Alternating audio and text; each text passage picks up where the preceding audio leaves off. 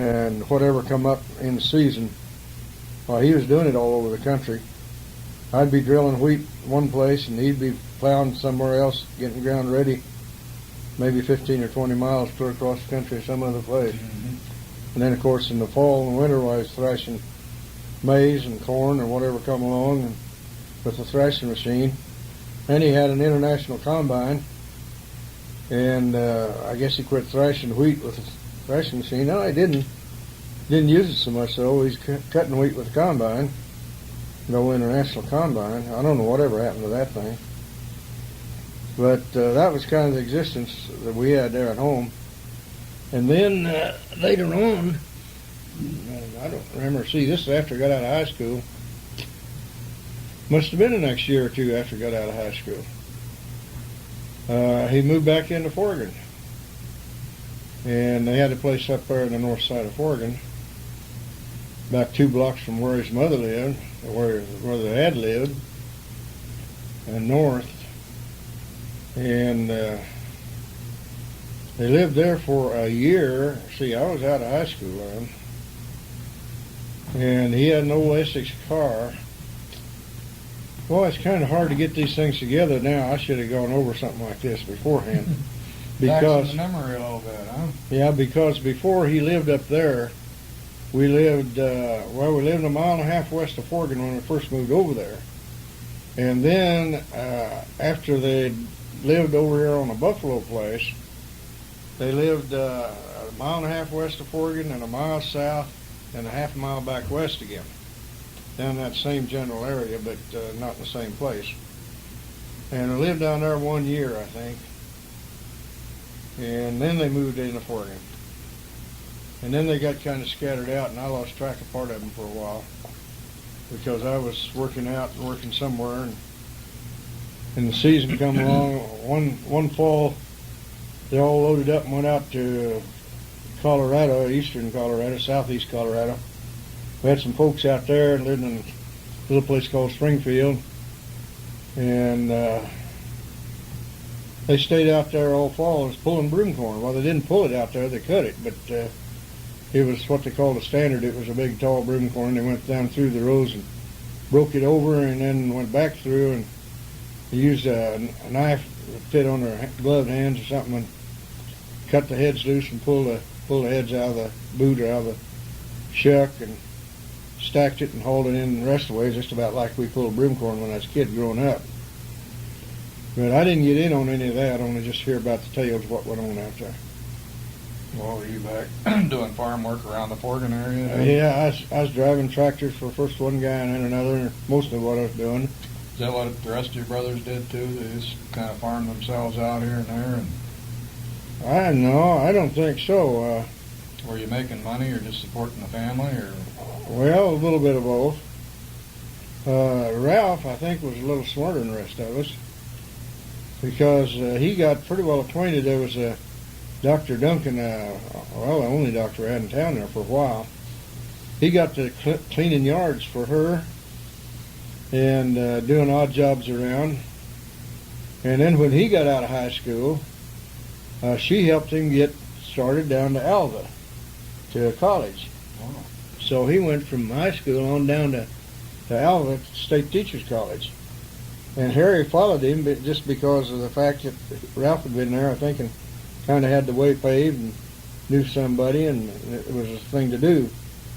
But when I got out of high school, I just went to work. At one time, I tried to get a job teaching school, but I didn't have a license to teach, and nothing like that.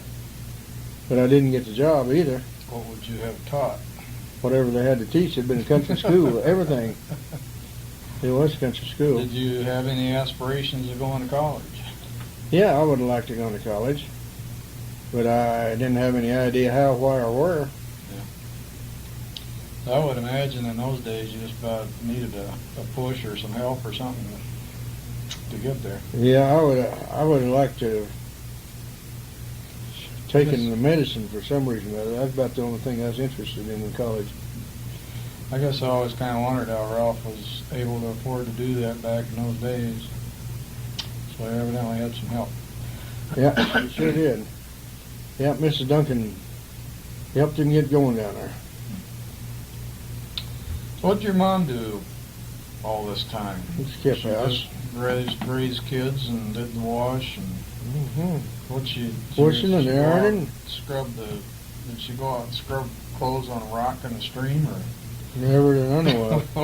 what Well, she yeah, had with scrub board and that kind of She stuff. had washing machine and scrub boards and tubs and that stuff, yeah. And she worked at it. Us kids had to carry water sometime when we were up on the Wentworth place north of town.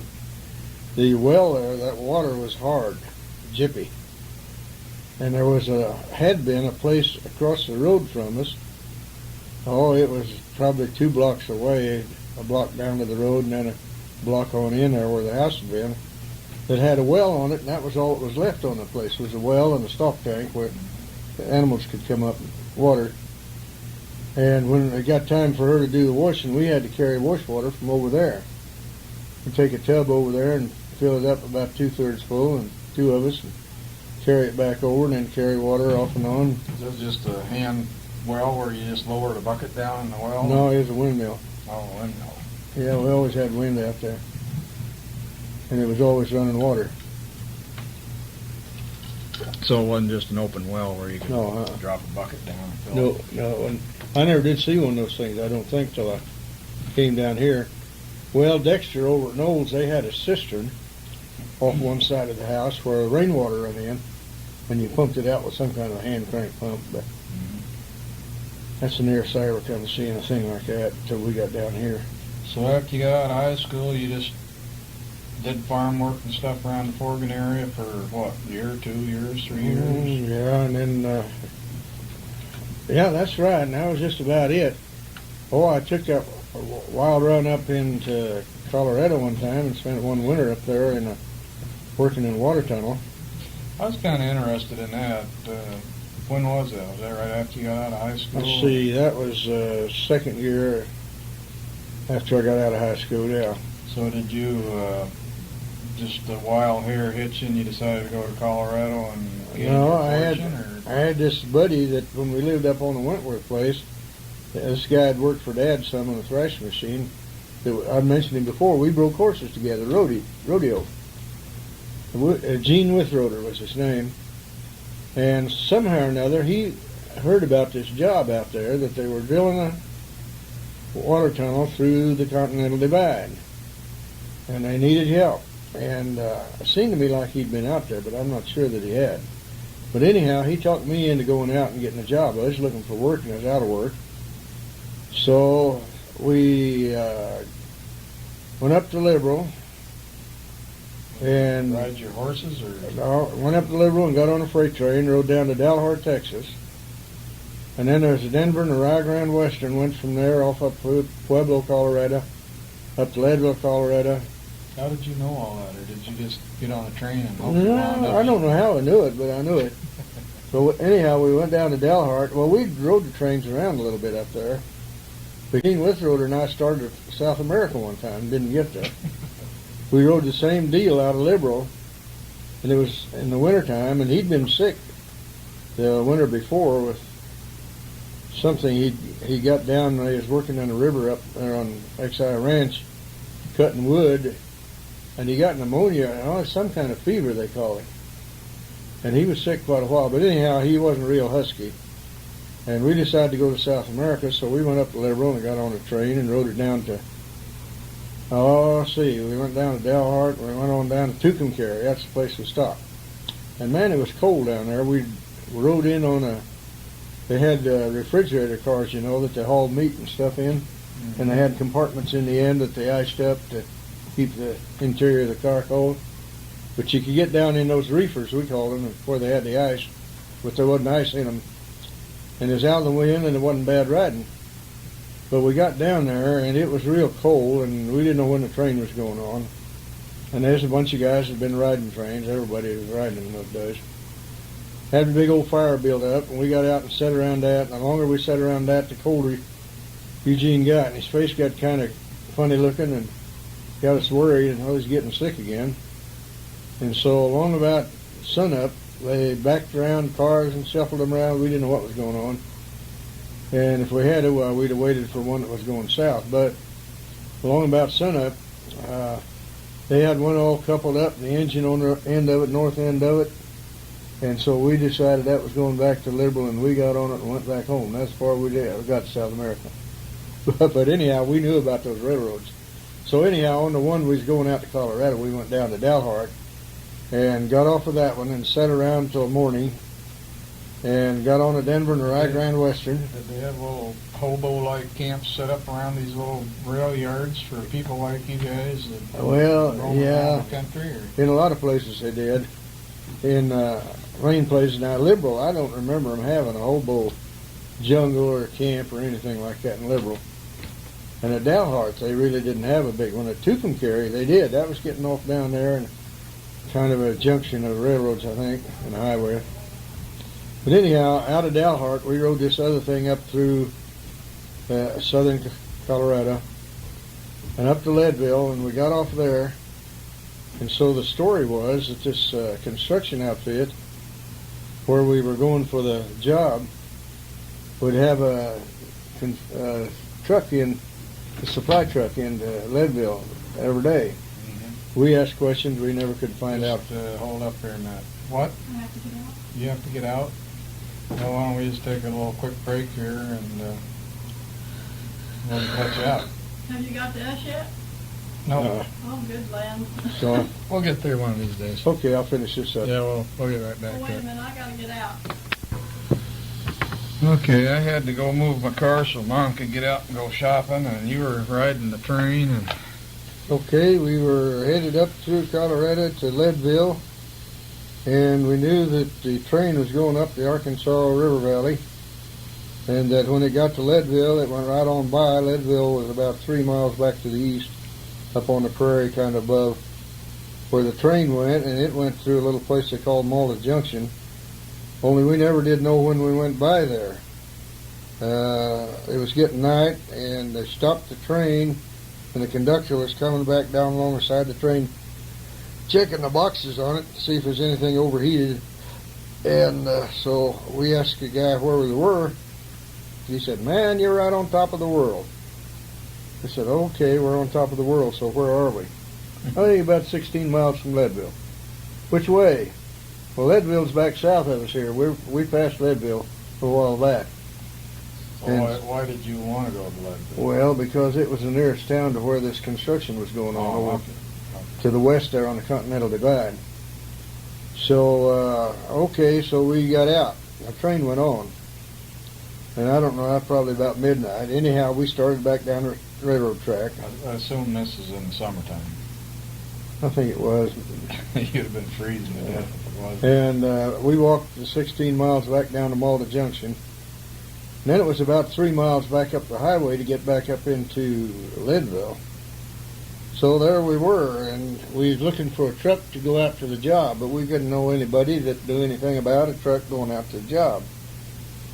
And we spent, I think, probably 2 days there. Of course, we didn't have a lot of money and anything, and we had to be doing something about it. And I think two nights we spent in a hotel there. And we'd heard all kind of wild stories about these frontier towns, you know. We figured somebody was going to kidnap us or haul us out of the hotel. We didn't know what was going to happen to us, but it didn't. So the next day, we hoofed her back down to Malta Junction again. We'd asked a lot of questions, and we found out for sure where this construction job was. And actually, to get to it, you went back down the railroad track probably 40 miles to where a highway branched off. It was coming up there, and it went up through Twin Lakes, they called it, down up to the pass. And that's where they were working. So anyhow, from Leadville, it was nearly due west, or maybe south, west by a little bit south, down across the river and back up over a range of mountains. Mount Elbert and Mount Massive, two of the highest mountain peaks in Colorado, were right in that range. There's kind of a hogback in between them. And somebody down at Malta Junction pointed this hogback out to us and told us that there was a wagon trail up there somewhere. Somebody evidently had been there. And so that was all we needed. The place we were looking for, they told us, was in the next valley over. So we headed out, walked just a mile or two down to the river. We didn't realize it was that far. And I don't know how many miles it was back up to the mountain ridge over there. It didn't seem very Probably far. a long way. But sometime way late in the night, we got up to the top of it. We could tell when we got to the top. We started down the other side and we lost our trail. And we run into some kind of a pond one time, kind of a beaver pond or something, I guess. And circled around it. Then we spotted a light. So we went till we got to this light, and it was a sheep herder's camp. And there was 4 guys in there in a tent. They had a lantern hanging up on the outside of the tent. And so we woke them up, I guess, the dogs did or something. Anyhow, they herded us in and visited with us a while. And fixed us some tortillas. And then opened a can of tomatoes and fixed us something to eat. Told us how to get on down the mountain to where we was coming out actually north of the camp we wanted to. But there's a highway went by down there, and we'd come out about 1.5 miles north of the construction camp. And all we had to do when we hit the highway is walk back down it to the left.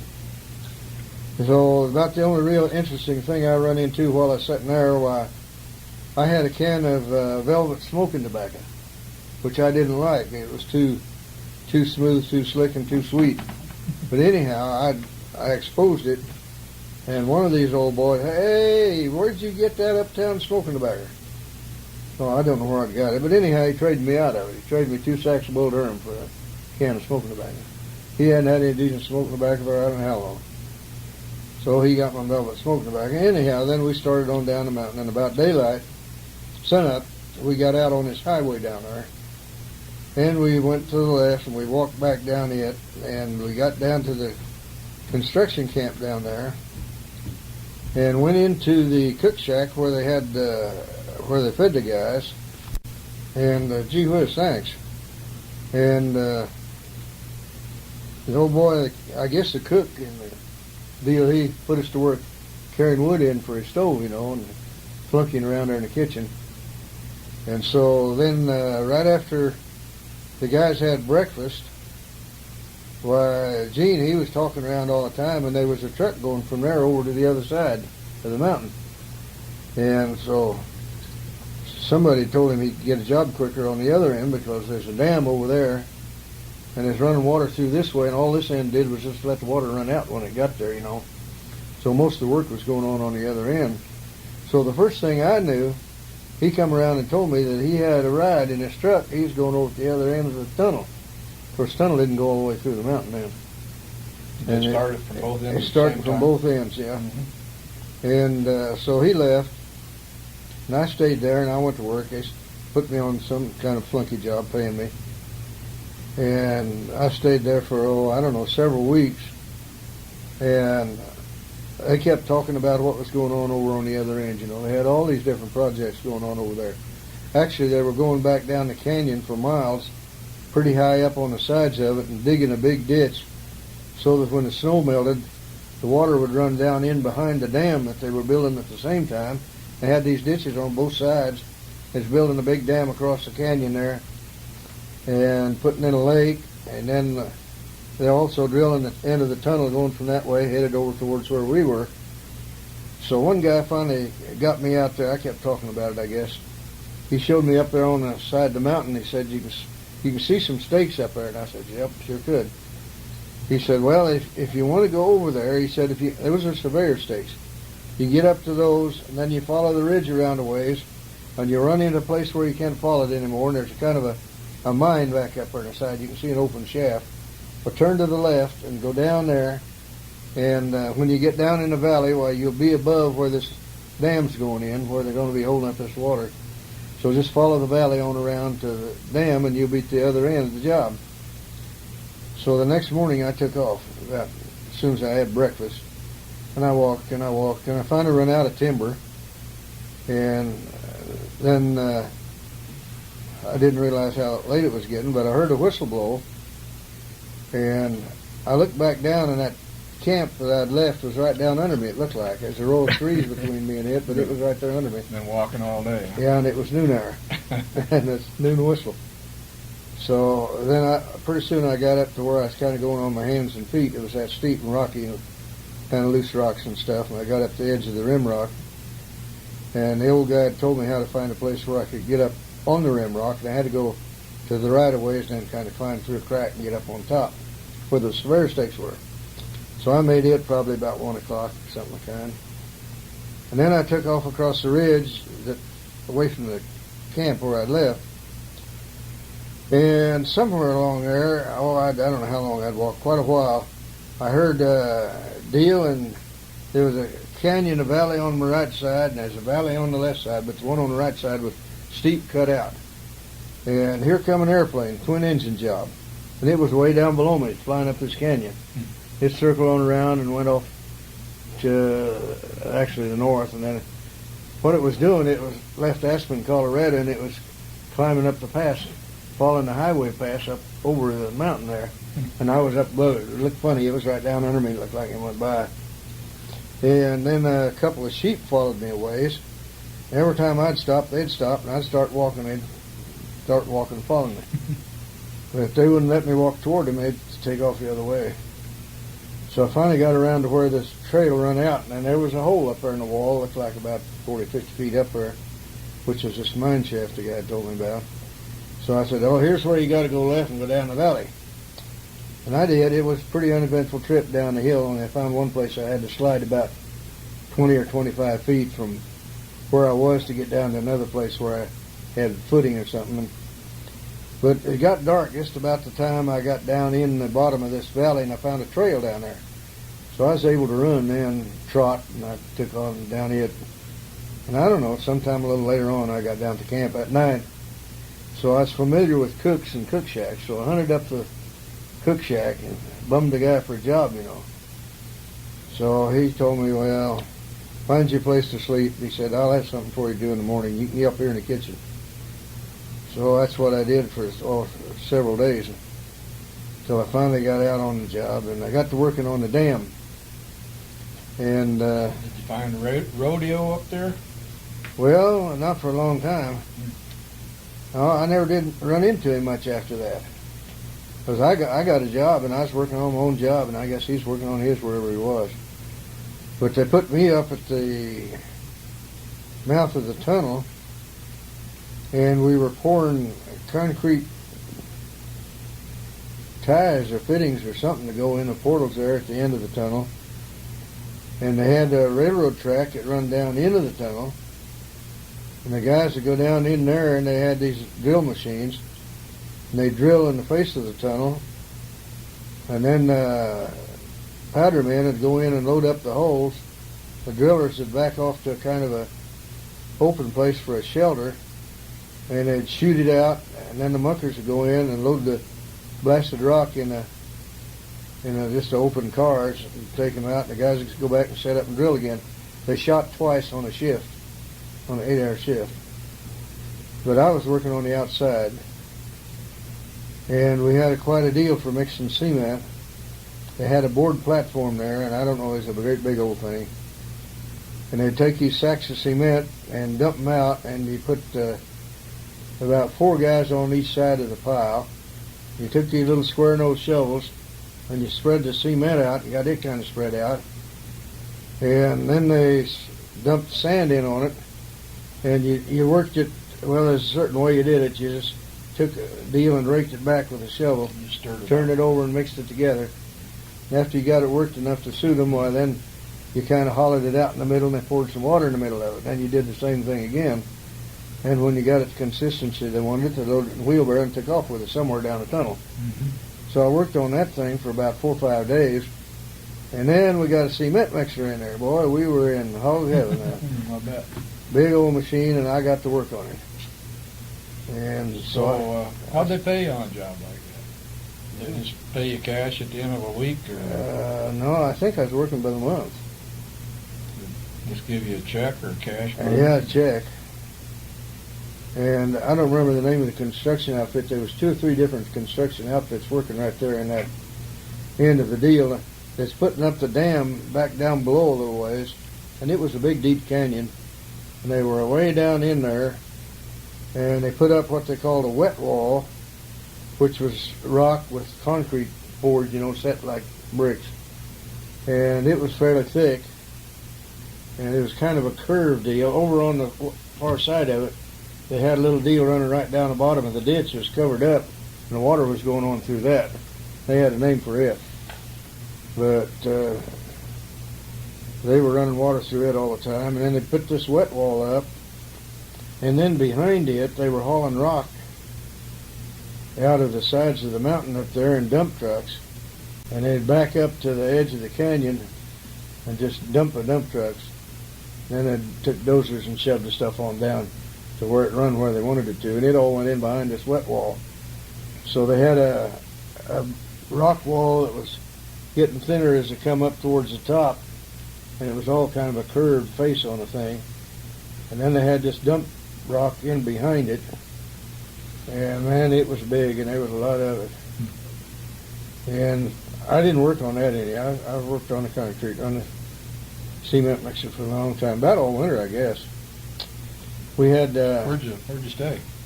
well, they had tents down there, and they had wooden sidewalls about 4 feet high, wooden floor, and they were kind of rectangular shaped tents. We had 2 bunks on each side, I think one across one end that had a stove in the middle of it. Heating stove in the middle. And there was 6 or 8 guys in each tent. And we was down there one night, and a couple of guys come busting in there. Hey, somebody got a pair of long-nosed pliers? Well, nobody did have it, I don't guess, because they took off somewhere else. And there was a couple of German boys. They called one of them Chalky and the other Whitey. And they caught an eagle, and they was trying to tame the thing, and they was trying to feed it. And they was cutting up pieces of meat, and it had swallowed a chunk of meat. It couldn't get down the straw. They was wanting a pair of long-nosed pliers to get in there and pull a piece of meat out of the eagle's throat. I don't know if they ever got it out of there or not. There's a couple of characters. But they're pretty good workers. So how long did you stay on that job? About all winter. All winter? Yeah. Did you just get tired of it and decide to head back to Oregon, or? Well, I think I got paid off, and I figured it's time to go home or something. The job wasn't done, or? Oh no, they was supposed to come together. I see, that was in the spring, and somewhere early fall they're supposed to come together. You know, where it's coming up from one end to the other. Mm-hmm. And they was telling us wild stories about how close they's going to be lined up, you know, and this and that and the other, which you didn't believe any of. But they come out, I guess, within a foot of being perfect alignment when they come together. Quite an engineering feat back in those days. Boy, it was. It was a 3-mile tunnel. And they told me it was 7 miles that I walked up over the top to get from one end to the other. And the road that went around and up over the pass and back down into the other end was 27 miles. But it was a real interesting job. And after we got married and we had the kids out there, I took them out there, of course, on a vacation one time. Mm-hmm. And from then on, I don't know whether you was in on it or not, but we didn't have a vacation unless we went out to Colorado in the mountains out there somewhere. Yeah, I remember a lot of times going out in there. And that whole area out in there is still, you know, still fun for me to go to. Yeah, I've been around the tunnel and all that stuff. Matter of fact, when I was in high school, we took I took a bunch of friends and we went out there and spent a week out there camping out right there below the mouth of that tunnel on the creek, and caught a lot of trout and stuff. Yeah, I know. I was kind of disappointed one time. We'd been going out there year after year after year, and I had a guy that sold steel from Atlantic Steel Company from New Jersey somewhere, that he got a good thing going, and he sold steel to elevators for these bifurcated loadout spouts, you know, linings. Mm-hmm. It was a high-tempered stuff, and when you heated it up or you hammered on it, why, it got harder. You heated it, got harder. And so he'd come around the country out there and get a shipment of that stuff. They'd ship it in and scatter it out in different elevators, you know. Mm-hmm. And we bought some every year from him.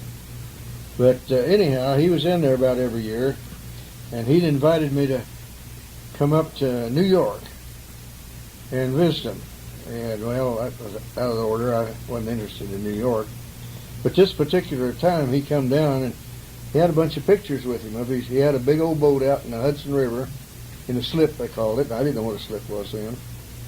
and then there was a highway went right along by the river, and there was big doors in the side of the bluff there, and they had their garages, private garages stuff, all along the side of the bluff. He said, you guys can come up here, you can park your car in the garage, you can use the boat for a hotel. It had sleeping quarters in it, the kitchen and all that stuff. And he said, but when the weekend comes, if you don't like to get out on the big water, why, you better find you something to do, because my wife and I always go out fishing on the clear water, he called it, on the weekend. But he said, if you would be interested in that, why, just stay in there and don't bother your ears noise, why, everything will be all right. So I thought, boy, I had her made, that, to me, that appealed. So I took one of his pictures, and I went home, and I was showing it to Margie and the kids. And I didn't get much reaction. Pretty soon somebody said, who wants to spend a vacation on a stinking old boat and a stinking old river in an old big stinking town? And boy, that was it. I mean, it was out. But we went to Colorado. Back to Colorado. Yeah. Okay, so you got out of high school, spent a couple of years working around. The year after you got out of high school, you took off for Colorado. And you mentioned that sometime right after you got out of high school, you went to New Mexico and worked on a ranch for a while. Is that another one of those train trips? Well, partly it was. Not to start with. Dad and somebody had gone out there. The ranch that I worked on was up on top of what they call Johnson Mesa, a flat top mountain out there east of Raton. And over on the west side of it, as you started down towards Raton, there's a ledge run around there, and they had an open pit coal mine up there. And this guy was hauling coal, and Dad went along with him, I think just for the ride more than anything else. But at any rate, coming back, they come up over this mesa, rather than the highway went down around it, but it was a long ways around. And I think they were getting hot, and they stopped at the ranch house to get some water for the truck or something. And got to visiting around there, and the old man had got thrown off his horse, busted his collarbone. And he was needing some more help right around the ranch. Mm-hmm. And like I told you, he wasn't doing much cowhand handling, but he was doing these other things. So anyhow, when Dad got home, I wasn't doing anything, I guess. So, hey, he said, you like to be a cowboy. I'll tell you where you can get your job. So he told me all about it. And so I messed around, and I got me a ride on a truck nearly all the way out there to Folsom. There's a little town on this side of Johnson Mesa, and the road went up over it, and it was about 13 miles long, flat on top, and then back down to Raton on the other side.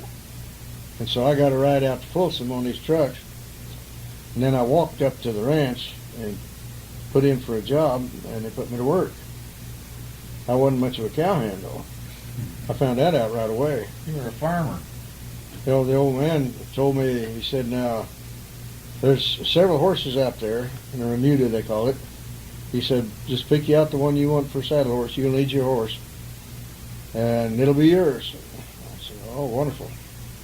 So he said, get the boys to get the horses up where you can get you one. And he had these two boys working. One of them was Spanish, I told you a while ago, and one of them was Greek. Yeah. Two Mexican kids working there. So they got the horses up, and I picked out the prettiest one. Boy, he was a black fella and tall and long-legged, and he was a pretty horse. But he wasn't a cow horse. He was a polo pony, I found out. Somebody had come through the country trading horses, and the old man took a notion to that thing, and he traded him out of it and just turned him loose with the rest of them. Anyhow, everywhere I went on my cow pony, all the cowhands made fun of me. They laughed at me. I think a polo pony would make a good cow pony. Well, he would if he'd been trained, I think. We took a herd of cattle into Folsom one time, and they had me go along, and I didn't help much. The doggone horse, that's when I learned what they was laughing about. The cattle wouldn't just go along steady, and for a while sometimes they would. Then one would take off somewhere. So you had to take him off and add him back down in. Well, if you got him excited, he'd try to run you a race. So the thing you need to do is just get up there and crowd him in right quick. So that dumb horse I was riding, he'd get up there quicker than anybody else, but when he got even with the cow or whatever it was, he's gone on. He's run the race. He wasn't a cow horse. He was trained to do that, I guess. Okay, so that how long did you stay there then? I stayed there another winter. Another winter. Yeah. Well, these two Mexican kids and me, they had a big deal they did on weekends. Big fun. They had some crowbars, and they got on their saddle horses, and they rode off to the north edge of this mesa, where the rim rock is about 200 feet straight down, and they'd get out to the edge of it and find a crack here, crowbar, and they'd pry and wiggle till they'd find something loose. They'd get a slab of that stuff, maybe as big as this table, or maybe just smaller, to break loose and slide down, fall down the canyon. And boy, it'd bump and bump and rumble and hit down there and scratch, and pretty soon you could smell the brimstone, you know, you could smell it coming up there. And man, that was big fun. Those guys had a funny sense of humor. So They laughed all the time, though. I figured they was laughing at me all the time. They sat out there and milked cows in a corral. I had to separate it, and there's 24 head of Holstein cows they was milking. They jabber, jabber, jabber, jabber, jabber. I couldn't tell a word they say, and then they just laughed like clowns, and I knew they was talking about me and laughing at me, but they may have been, I don't They're know. probably having fun getting your goat. Yeah. So, anything else that stands out in your mind that you did while you were on that? Well, break yeah. horses or anything? Or? No, we didn't, but back down the road coming from Folsom, I got up on top. I don't know, it's about 15 miles long. It kind of sloped to the west, so it sloped higher as you went west. And about halfway between where I got up on top of it and where the ranch house was, there was another affair out there, a ranch, and there was, I think, 3 brothers running it. And all they were doing was breaking horses. And they had a rodeo every weekend. They'd get horses up, and if there's one they hadn't rode, you know, and get them up in the corral, that's the one they wanted to break. And so they'd get on him, if they could ride him okay, they'd turn him loose. If he wanted to fight, well, okay, they'd ride him for a week. By the next week, they used a rope horse, and they'd turn him loose, you know.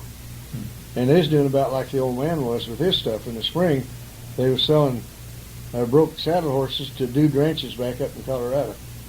And they had their places where the horses went, and they had already had the guys that was buying them from them.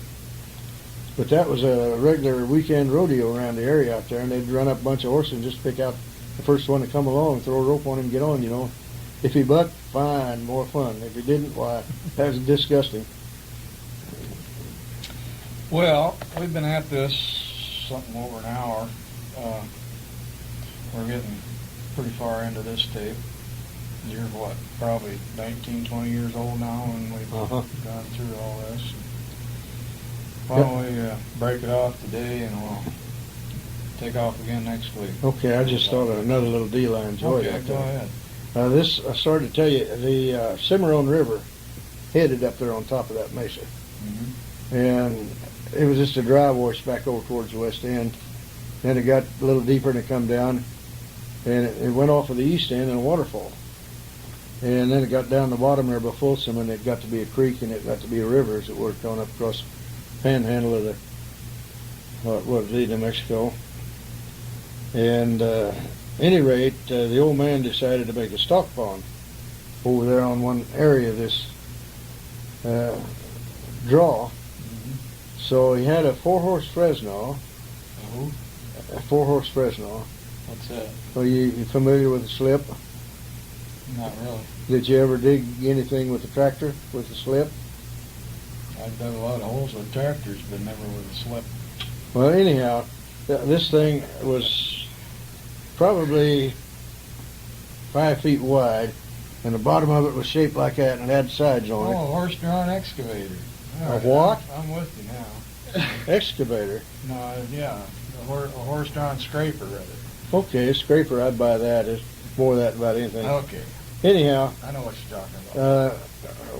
the job was, the old man took me over there, and they staked it out, and we're supposed to go along the sides here, and where there's dirt, pick it up, dump it out, and build this dirt dam across this draw, and build a stock pond. So, first day I took these 2 kids over there, and I had 4 horses, big old heavy rascals pulling that thing. I guess that's why I call it a 4-horse Fresno. But at any rate, it had a Johnson bar on it, you know, stuck back up here. And they're supposed to hold this bar and keep it tipped up enough to digging into the dirt. Mm-hmm. And there was a lot of rocks, some of them yay big, half buried in that dirt. So they had a circus. They seen one of these rocks coming up ahead of them. They'd answer up a little bit farther and get set and hold it just about at the right angle where it hit it nearly square on. And they'd get on there, and those horses would kind of snort and lean down into the harness. Then they'd either let it go up a little or something. And if they get it to work right, he'd throw them clear up. One of them clear up on the back of a horse. And they was doing it on purpose. I didn't know it for a while. It finally dawned on me they were. I was kind of dumb. I didn't know what was going on. But boy, they'd laugh like monkeys. They laughed at everything that happened. Till one day, the old man sent me down. They had a potato patch way back off down there somewhere. And they said, throw your plow in the wagon and take you some bushel baskets down there and take the boys and start digging potatoes. They're ready to put up. So I found a potato patch all right, and you see the rows where the potatoes grow, you know, and I got the plow out, started down the row, and okay, they sat down, they started picking up potatoes and throwing them in the basket. So I come back up and on the next row, and it buzzed right along there for a little while. Pretty soon they wasn't doing anything but sitting on what ridge they could find, pegging clods at each other's bare feet. They was barefooted. And one of them hit the other, boy, they'd laugh, you know. And so I got back up there, and they was getting way behind. I finally stopped and told them they was going to have to get with it. They wasn't going to have anyways near be caught up the time we went in.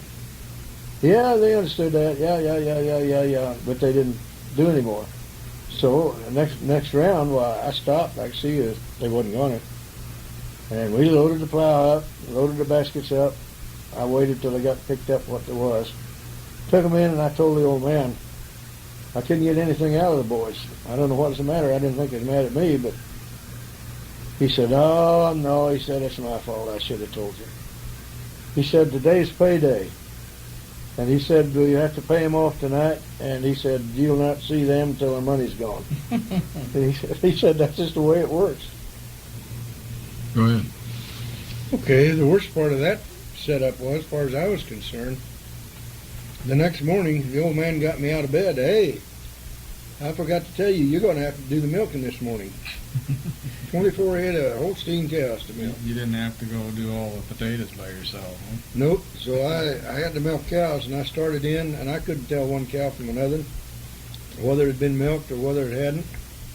And about the middle of the morning, I finally decided I'd been around all of them. So I went in and separated, and by that time, the time I ate, it was time to start in milking them again. And, well, I didn't know how many of them I'd tried to milk twice or what. My hands got so swelled up, I couldn't begin to shut them. I noticed just a minute ago, listening to a little bit of this tape, that this is just an old tape I had at home, and the quality on this sure isn't as good as that first tape we did. So I think next week we'll start off on another tape again. We'll probably just go ahead and do this side of this one, and then we'll get back to some better tape again. Okay. So anyway, we're going to knock it off. I got some things I need to do at home yet. Probably put up some Christmas lights and stuff. So we'll continue on next week. And you're about 20 years old, and you've been roaming around the country, working here and there, and maybe you're going to settle down pretty soon.